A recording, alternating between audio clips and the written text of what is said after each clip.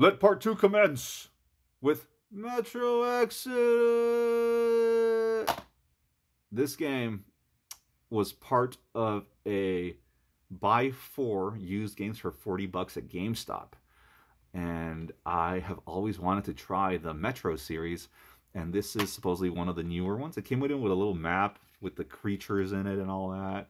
And when I put it in my PS5, because I some of these like graphically intensive PS4 games, I decide to just run on my PS5 now to save my poor PS4 from exploding, and also to my great surprise, even though it's not advertised, it came with the free download version of the PS5 version of Metro Exodus.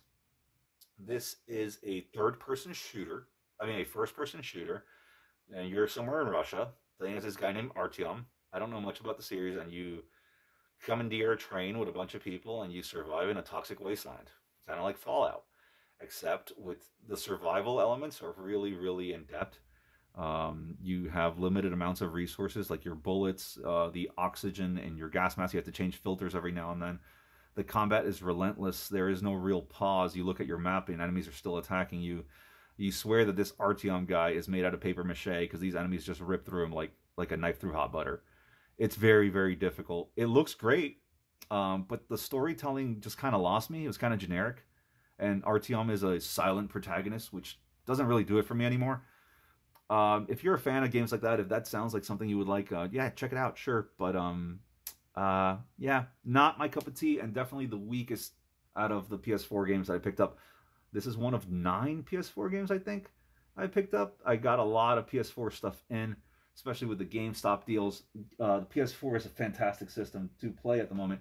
Let's continue with the other game, or the other games in that buy 4 for 40, Bendy and the Ink Machine. I thought that this was a platformer, like a mascot platformer when I picked it up. Maybe a lot of you guys think that too. But it's actually a first-person horror-ish, horror-light game where you control an animator that goes back to an old studio where Bendy was created, and some weird crap happens. I won't spoil it, but it goes to BioShock levels. It feels like you're playing BioShock. And that's a great compliment. Except the combat is nowhere near as good, and it's just a lower production level, you can tell. But the funny thing about this game is that I beat this one, actually. It takes about 6 hours, I think. My son, my youngest boy, he loves Bendy now. It's all Bendy's everything to him now, and it's funny. He collects. He has the plushies now. We got him those. It's just fun to. It has a special place in my heart because it's something that the kids like, that to complete it with me. A little violent at times, so just be careful, be wary of that. But it's nothing too crazy. Instead of blood, I think there's like ink spatters. It was kind of tricky to beat. There are some sections that are just kind of hair-pullingly frustrating. And when you lose, you have to kind of go back quite a bit and try the frustrating section again, ad nauseum. And so it loses me in those elements. It kind of, I give this game a solid, maybe a 7 out of 10, 6.5 out of 10. It's a good time. It's a good time, and it's very unique. And I thought at first this was a GameStop exclusive for whatever the reason. But yeah, Bendy and the Ink Machine, part of the deal. Nice game. Let's go on to another one from that same deal. Wolf Among Us. As you guys may know, I recently, in one of the last pickups, I think, or a few pickups ago, I had the Walking Dead collection, the complete, with all the DLCs on the PS4, and I had a blast. Telltale Games, and I heard this was one of their best works, so I picked it up, not thinking much about it, and wow, this is an awesome choose-your-own-adventure, like, context-based game. It's so much fun. The world is great. At first, I didn't know how to feel about it. I thought it was weird. I thought you were going to play as a guy that's just a werewolf. No, you are the sheriff of a town of fables. Fables as in, Snow White, Sleeping Beauty, all these characters are in there, but they take up these human forms in the human world, and they hide their storybook personas. And you play as Digby Wolf, I think his name is, or something. Sheriff Wolf, who is the big bad wolf. And you basically try to solve a bunch of murders. And it's so, so good. All the seasons of the game are included on the disc, which is big. And I heard part 2, Wolf Among Us 2, is coming out soon. So more of a reason for me to actually play through this. I already beat Wolf Among Us, and it was a blast. I didn't want it to end. Like, it was one of those games I didn't want the story to end. I was having so much fun. And the story doesn't go the way you think it is. Like, it really pulled some twists and turns I didn't see coming. Great game. I highly recommend it. If you're into stuff like that, or if you're curious about Telltale, I would say give this a try, because it's one of the shorter Telltale games, and I think their best work. It's better than The Walking Dead, in my opinion. And the last game I picked up as those buy 4 for 40 was Like a Dragon Ishin. I was really on the fence about picking this one up. This was the last one I picked up because I was like, I don't know if I want to get into a massive Yakuza game right now. I really don't, especially after another game that I'll talk about in a little bit. I picked it up, not really thinking much of it, and then I started playing.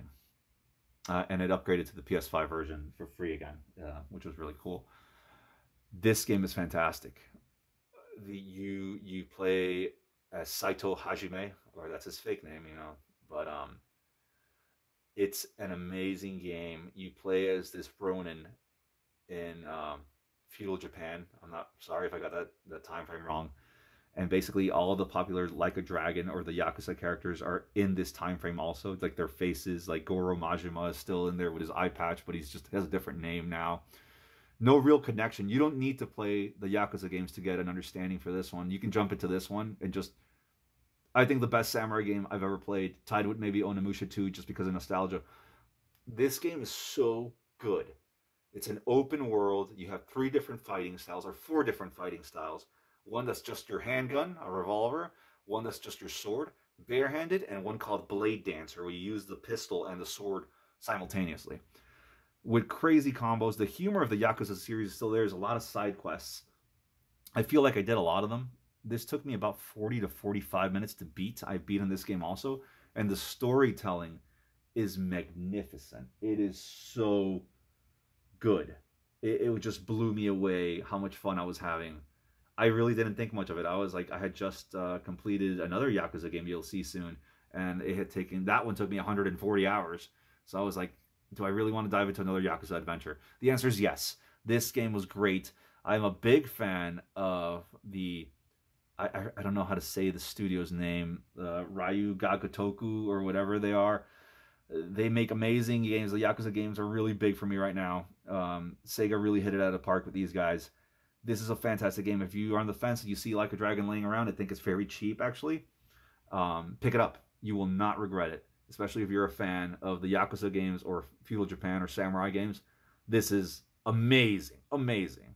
Hidden gem for me, honestly, might be right here.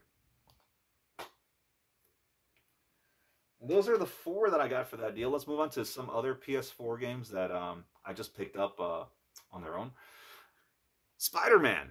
I'm super late to the party on this one. This game came out a while ago. When did it come out? 2018. Wow, this is an old one. I'm that late to the party. Complete. This was super cheap. I missed out lots of opportunities to buy Spider-Man, like brand new for $20 at GameStop when they had sales. So I always regretted that. So I'm really glad to have this one. I beat Spider-Man also. This is probably the best Spider-Man game I've ever played. And even beating out the PS2 Spider-Man game that based on the Tobey Maguire movies. And that had nostalgia backing it. So you know this game is good. Like, the combat's amazing. The graphics are great. Web slinging is so amazing through the city. The story's really good. The villains and the fights are done so well. It gets a little repetitive sometimes with some districts of the city. You have to clear out New York of some gangs. And basically, I did all of the side missions first before tackling the main story. This one took me about also 40 to 45 hours to beat, I think, completely. It gets repetitive, though, because you go through the districts over and over to clear out the gangs. And some gangs don't appear till later chapters in the game. So you have to backtrack through these districts and do these missions kind of again. It's just different enemies wearing, different armor, a little bit tougher. That gets a little annoying. But other than that,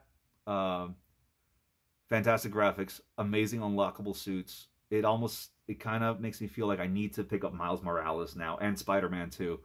But this game is going to be hard to beat. This was so much fun. Insomniac did a great game with Spider-Man. If you have Spider-Man in your collection, which I bet most of you do, and you haven't played it for some reason, give it a shot. It's a lot of fun. It's a lot of fun.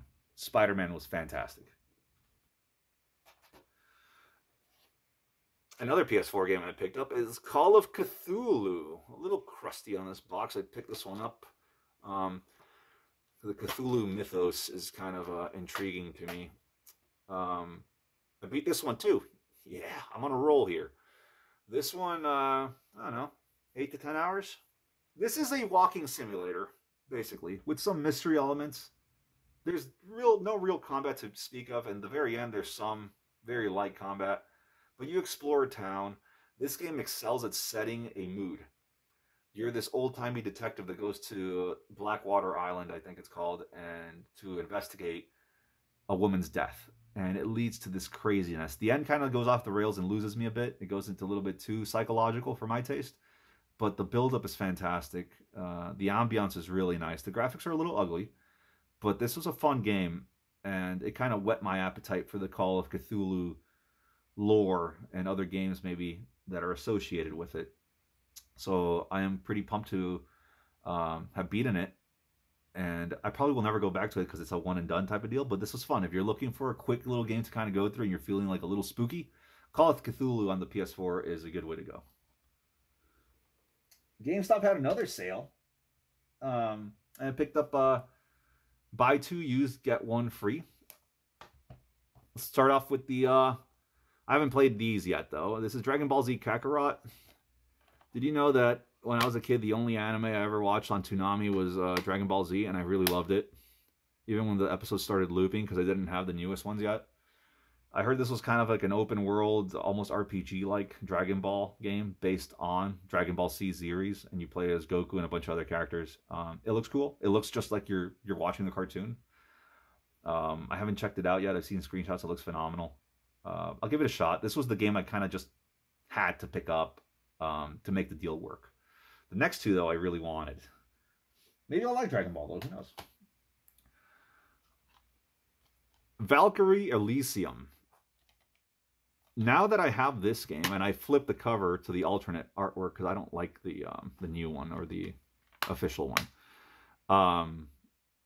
With this game, I have completed my Valkyrie profile collection. I have all the Valkyrie profile games. I've beaten all of them except for this one I haven't played yet. I heard they took it from an RPG to a third-person hack and slash game, which sounds kind of lame, and it got reviewed like crap. But the combat's supposedly fun. It's just the world feels really dead. I really want to check it out. This will be the next game that I probably dive into after I beat a game on PS5 that's taken all of my time lately. But yeah, Valkyrie Profile Elysium. Let me know what you guys think. And it's a free PS5 upgrade on this one too. So that's cool. And the last one of that deal is Psychonauts 2. I think this is from the Mother Lobe edition, and it's missing a slipcover, but it came with all the goodies, like the stickers and some postcards or something. I have the first Psychonauts on the PS2, and everyone lauds it and loves that game. So I saw this one laying around, and this was kind of pricey, but I picked it up as part of the deal. I'm pumped to have it. The humor was really great in the first one, so I'm expecting more of that. Guys, tell me what you think about the Psychonauts series. It's a, third-person mascot platformer with lots of puzzle elements with really witty humor. So I'm really excited to own this one and check it out eventually. I really need to beat the first one though on PS2 because it's just not right if you don't do it that way, So Psychonauts 2. Let me know if you guys know anything about it. This is it's made by I Am 8-Bit, so I don't know if this was some kind of limited release and it just stumbled its way into a GameStop. But I saw it and I was like, I need to grab that. That needs to be in the collection. All right, let's go down to the PS5 games. There's 3, and this will finish up. Let's start off with just the game that is my pick for the best game that I played. Like a Dragon Infinite Wealth. I beat this 140 hours. 140 hours of gaming bliss.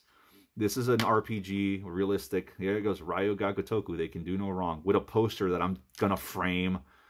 I don't want to spoil anything. At all. Play Like a Dragon. Play the first one. This is coming from a guy that doesn't really play the Yakuza series, who has only got into it with the first Like a Dragon game. They made Kiryu such a likable character, and then you have Ichiban, which is one of the most amazing gaming protagonists ever in my mind. And they combined them, and they had this joint adventure with a bunch of amazing party members. This plays like a RPG set in Hawaii and in Japan, and it blew me away. The story, some people complained about not being that great. I think it did the job. It was phenomenal. Lots of fun side activities. I 100% of this game. I did every activity, every dungeon, beat every boss, saw everything, didn't skip a line of dialogue. And that's probably why it took so long. The only thing I can say against the Like a Dragon games in general are that the dialogue is just, they liked it, it's long winded. Except for Ishin, which is probably why it wasn't so hard to go through Ishin after spending 140 hours on this. They don't give it a lot less dialogue and less voiced cutscenes. This is my pick for the gem of the pickups. This was phenomenal.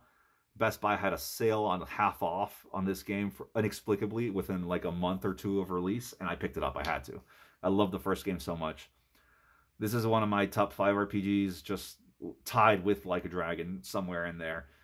Amazing game. I highly recommend it. If you like RPGs, if you like the Like a Dragon games or the Yakuza series, you kind of need to pick this game up. Amazing. 2 more games to go. Let's start off with a pre-order that I did on System Shock by Night Dive Studios. These guys make all these really cool remakes. This is a game from, I believe, 94. It's upside down. I was playing it earlier. This is a very, very hard first-person horror game where you're stranded in space and you need to escape this space station while a rogue AI named Shodan tries to stop you with her mechanized nightmares and android monsters all the time.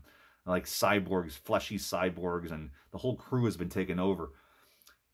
This is a thinking man's game, though. You can't just blast through everything. There's a map, but there's no real, objectives or where to go. You're just kind of like, hey, listen, you got to get out of here. Figure it out.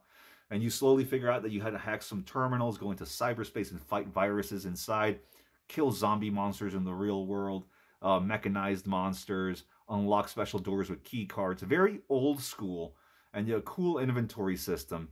And what I really like is actually the graphical style. It's like a pixelated boomer shooter look, but very modernized. It's like the perfect blend. I'd never seen anything like it, and it really blew me away when I saw it. I played about 5 hours in so far, and I really like what I've seen. I kind of want to go back into it and beat it, but it just got really, really hard. Especially the puzzles are randomly generated puzzles, like fuse box things puzzles, and they're a pain. And that's kind of a pain because it's like if you ever want to get into that mood, it's like, I want to continue the game, I want to look up the way to beat the puzzle. You can't because they're randomized each and every time. But other than that, as my only complaint, this game is great. It's relatively cheap, and I've heard so many things about System Shock as being a classic since the 90s that when I heard there was a remake of it for modern systems, I had to jump on it. Try it out. And the last game that we'll look at is Sea of Stars for the PS5. Comes with a really cool poster of the main characters. I'm about 20 hours into this one.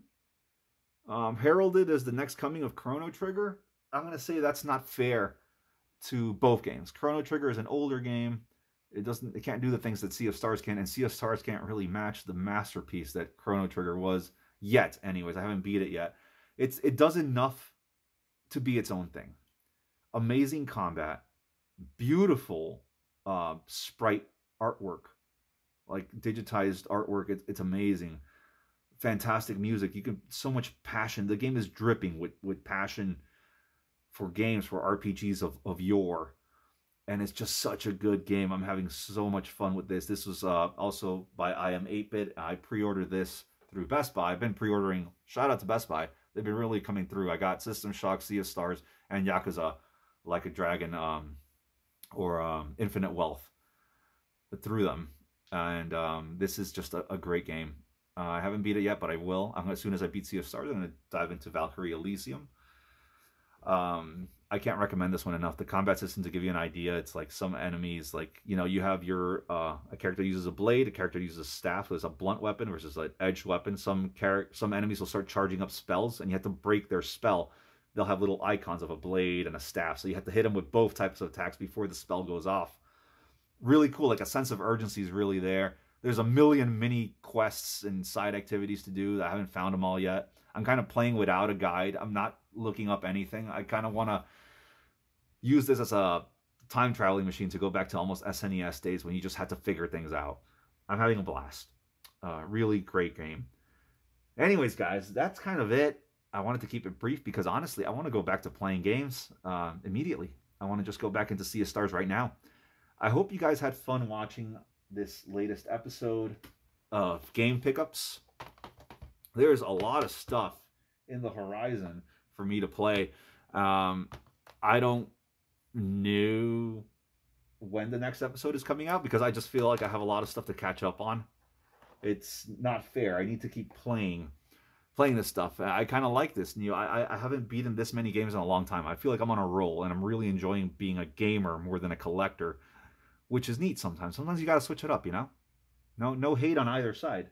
It's great to do both things, but playing the games is really cool for me, and it's really working for me right now. So anyways, guys, thank you so much for tuning in, hearing me babble once again for a 2-part video on my latest pickups.